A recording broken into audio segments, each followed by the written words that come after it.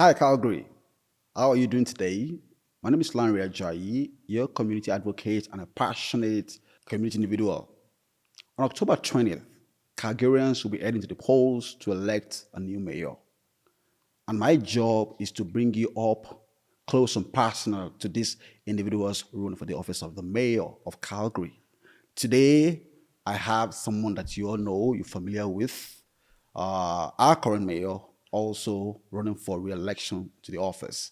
And it's an honor to welcome Mayor Jyoti Gondek into the studio. Hi, Mayor, how are you? I am great. Thanks so much for having me. Thank you very much for honoring this invitation to be here today. I have some questions, 5 segments, which I'm going to be asking you. And it's basically your core motivation background, vision for Calgary, critical issues, leadership and collaboration, and personal connection to Calgary. Let me ask you the first time in office, how has it been so far? Well, so I was a ward counselor for 4 years from 2017 to 2021, and then I became the mayor in 2021. And it's been an absolute privilege to serve the people of this city.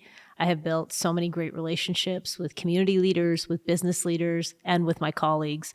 And it is just rewarding to wake up every day knowing that I've been given this incredible opportunity to serve. So it has been a fantastic term. Amazing. Now, you want to run again for the mayor of Calgary. Now, why? Well, we have started some good things. So when I ran in 2021, you and I had an interview, and you asked me why I was running then, and it was really to bring back stability to our city and to bring us back to a place of prosperity. And I had committed that I would work hard to make sure that our economy was strong and that our tax base was strong. And that's what I've been doing for the last 4 years. So, as an example, we have invested heavily in downtown revitalization. And as a result of that, I can tell you we have more homes downtown than we ever have before. And the properties have increased in value as well, which means our tax base becomes stronger. So, delivering on a good economy is important to me. Making sure that public safety is a priority is equally important. We have invested a great deal in more transit officers, more peace officers, and an integrated response between the Calgary Police Service, outreach teams, as well as any of our transit and peace officers. And the other thing that's important to folks is affordability and making sure they're getting the services that they deserve. So protecting our infrastructure, making sure we are providing housing where everyone can live with dignity. That's what it's really about. That's how you build a great city. And the most important thing that we have to stay focused on is making sure the city is a place where everyone feels that they belong, a place where everyone is welcomed, and we all want to see each other succeed. Amazing. Now, the question I have is basically about vision for Calgary, my next question, but you started out some work, and I know there's still a lot to be done.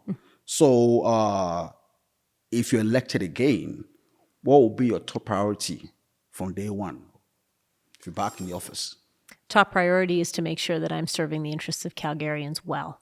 And you do that by listening to the people, and you do that by ensuring that you're making strong decisions that are based on the evidence of what people need to have a great quality of life. And so, like I mentioned, people are worried about affordability. So what can we do locally to make sure that people have access to great community amenities, that they have recreation facilities in their neighborhoods, that there's programs for their kids to be able to go and get skating lessons or swimming lessons, whatever that may be.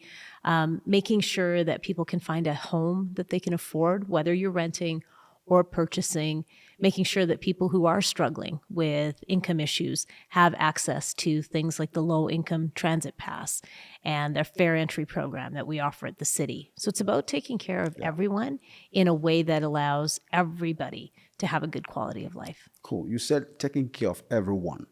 And this question is based on diversities of our communities. Now, Calgary is a multiracial, multicultural, multi-religion city.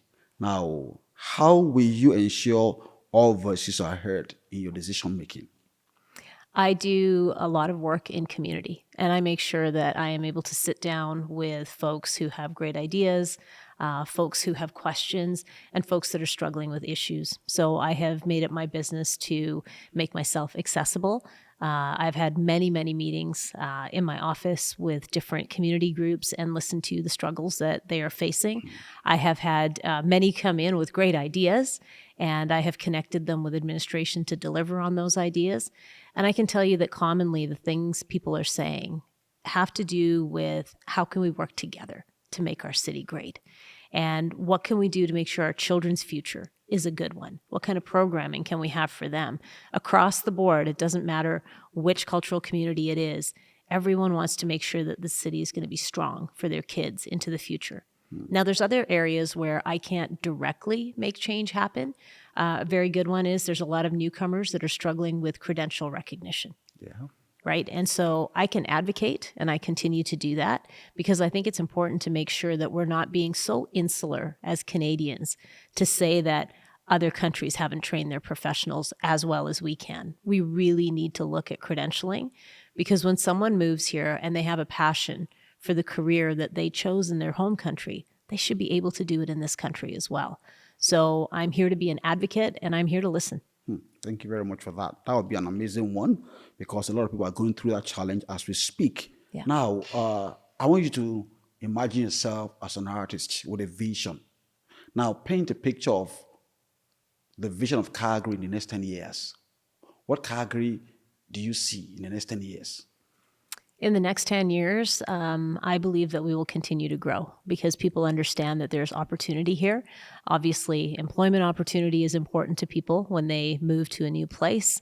So with about 250 people a day coming to our city last year, I am forecasting strong growth for Calgary. And in order to accommodate that kind of growth, we have to make sure that we are providing all types of housing that people might need. There's a lot of families that are multi-generational. So we need to make sure that we've got the type of housing that meets their needs. There are people that want to live downtown, and there are people that want to live in more established communities, and people that want to live in new communities. We've got to make sure we offer all of that to folks, and keeping our economy strong to ensure that we are attracting talent and we are attracting businesses so that people have great economic opportunity. That's also going to be critical. Amazing. And, I will add one more thing. The federal government is talking a lot about projects of national interest. They have said, if you've got a project of national interest that is a true partnership between the private sector and the public sector, talk to us about it. We have an amazing one here in Calgary. On the east side of the city, we are creating a major industrial and manufacturing zone, and it is facilitated by the CPKC rail line. So for anyone that doesn't know, that rail line goes from Canada to the US to Mexico. We are creating a hub where the types of businesses that need train cars to come directly to them to drop off materials and to upload finished product, they're going to be operating right here in Calgary and the surrounding region. They will be manufacturing goods and shipping them throughout North America. That is a project of national significance. So I want to make sure our federal government understands how important Calgary is as a driver of the national economy. Amazing. That is a good one, Calgary. Now we're going to go to critical issues, the issue of public safety and affordable housing. Now, housing is a challenge. Affordable housing is a challenge. What's your plan to ensure Calgarians can afford to live here and stay here? It has been a struggle for many folks to find affordable housing. And so what we need to do is make sure we've got a balance, that people have access to market-based housing at the level that they can afford. So we need to make sure that there's good entry-level housing available for people. Again, whether they want to rent or whether they want to purchase, need to make sure that's available. And as people change their stages of life, making sure that that opportunity for housing is available in the neighborhood that they love. So for many folks, they've lived in the same neighborhood for 40, 50 years. And as they get older, they're not as able to manage that house in the same way as they used to. And they are looking for something that's in the same area but smaller, or they're looking for a facility that offers them a little bit of support or care. So I want to make sure that we are offering that throughout our city. We did pass a housing strategy called Home is Here a couple of years ago, and there's a lot of creativity in that strategy. We are looking at any city-owned land that we don't need to use and offering it to nonprofit affordable housing providers. We have made sure that we provide an incentive to anyone who wants to build a secondary suite in their home, because we know that's one of the most affordable options for people who are looking for housing. We have partnered with the Indigenous community to ensure that we are addressing the issues of homelessness that we are seeing, particularly amongst Indigenous peoples. And we are looking at how we can make that affordable housing more accessible as well. So really, that strategy is looking at housing across the board and how we can help people live with dignity. Cool. Now, public safety concerns are rising, in different quarters of the city. We can't say this neighborhood is the safest in Calgary or that neighborhood. Now, what is your approach to addressing crime while fostering community trust? It's really important to make sure that we have a strong police commission that practices oversight over the Calgary Police Service. And it's important to have relationships with frontline officers who can tell you what they're seeing and what they're experiencing, and making sure that we're able to support them in any way we can. So it was a privilege to lead the work that allowed for Calgary Police Service to work more closely with our transit officers and our peace officers, and also with outreach teams. That kind of integrated response means that when a call comes in, we're sending the right person to that call. So if someone's in crisis out in the middle of a street, and it's not criminal in nature, we can send someone that can help that individual. We can send the police service to those incidents which are absolutely criminal related. I can give you one very good example. A couple of months ago, we had a major bust. And the reason that we were able to do this bust is because Calgary Police Service was keeping a careful eye on what they were seeing along a very well-used transit line, along one of our LRT lines. And working with transit and peace officers, they were seeing more and more overdoses in some locations. And doing the work behind that, they realized that people were dealing in certain places. And so our transit and peace officers and outreach teams kept a close eye on folks and reached out and helped them if they were finding themselves in a situation of overdosing, or somebody who's on the train witnessing this. We were able to help those people. The police, meanwhile, were deployed to find out who was dealing, who was responsible, and they did arrest them. It was a major bust. 100 charges were laid. So that's how working together helps people in crisis and gets criminals off the street. Amazing. Now, talking in terms of working in collaboration with local authority within Calgary, let's get it up to international level. To the national level. We have a prime minister that is liberal, a conservative premier, and the question I have is, how will you work, with provincial/federal government to secure resources for Calgary? Oh my goodness, the most important thing about being the mayor, and frankly being a member of council, is to be agnostic towards political parties. I am not a member of a federal or provincial party, and I have no interest in being a member of any municipal party. I think it's important for me to work with whoever is in power, because the person in power was elected by people to serve them. And it's my job as someone who's elected to serve people to work with others in the same position.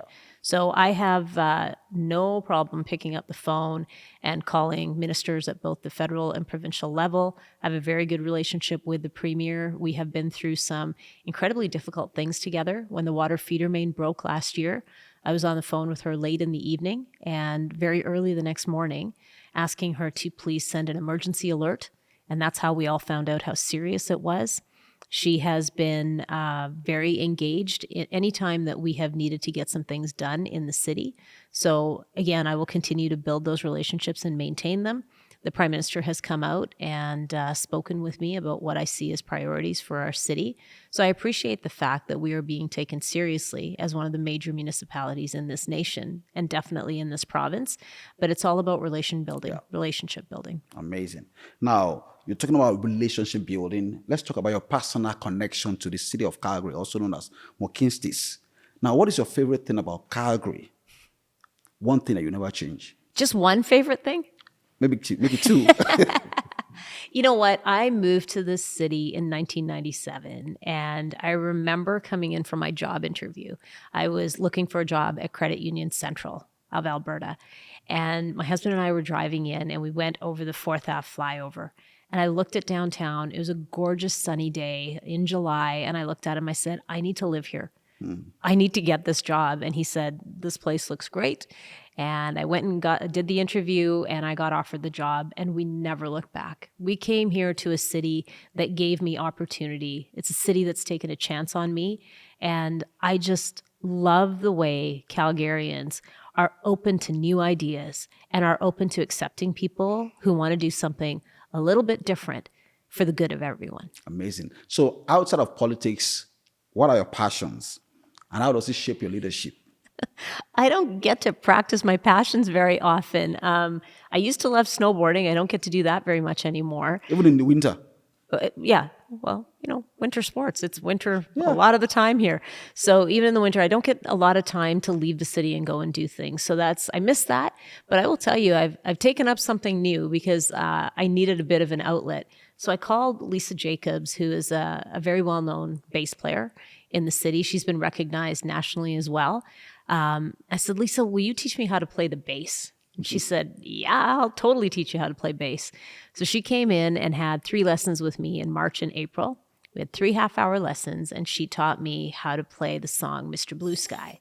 Because at the Evening of the Arts with the mayor, that was the song that the house band was going to play. And so no one knew that I was doing this, but I came out as the song was playing, and I played the bass. And it was an amazing opportunity. The other thing it showed me is that artists take chances every day. Every day they take a risk. They put their music out there, they put their art out there, and they hope that someone will receive it well. So for me to understand what it's like to be in an artist's position helps me advocate for the creative sector. So now my bass and my amp sit in my office, and I pull it out every now and then. Amazing. Thank you very much for supporting the art as well. So I've got a final question, which is finish the sentence, and then there's a camera over here. Now, Calgarians should vote for me again because... Calgarians should vote for me again because I maintained my commitment to bringing stability and prosperity to our city. In the last 4 years, it has been an incredible privilege to work with people in this city who have brought their businesses here, people who have moved here because they knew they could have a great opportunity. All of the folks that are moving here, taking a chance on our city, we're taking a chance on them as well. And so my commitment to Calgarians is that I will make sure that we have a strong economic foundation, that everyone can live here with dignity, and that we will ensure that our city is safe for everyone. Amazing. Now you heard from Mayor Gondek, a vision, a passion to run for re-election as the mayor of Calgary. Now, I want to invite you for a town hall debate with all the candidates that I've been speaking with on September 15, 2025 at the Patricia A. Whelan Hall of the Central Library. 5 p.m. You can still register. We have some spaces left. Go to ethnicfestival.com and register to come and listen and understand, because when you have information, you'll be guided from deformation. Thank you very much, Mayor Gondek. And any final word for our audience? Well, I want to thank you for being so engaging. I want to thank you for everything that you do in the community. There are so many great people like you in our city that put community first, and your passion shows. The reason that we are the best place to live is because of people like you and the folks that you know, and everyone in the city that wants to give back to ensure that we stay an amazing and vital city. Thank you very much. And behind the camera, I've got Sam Obadere of Motive Photography, I've got Titi, and I've got Bolu. Thank you very much. We'll see you next time.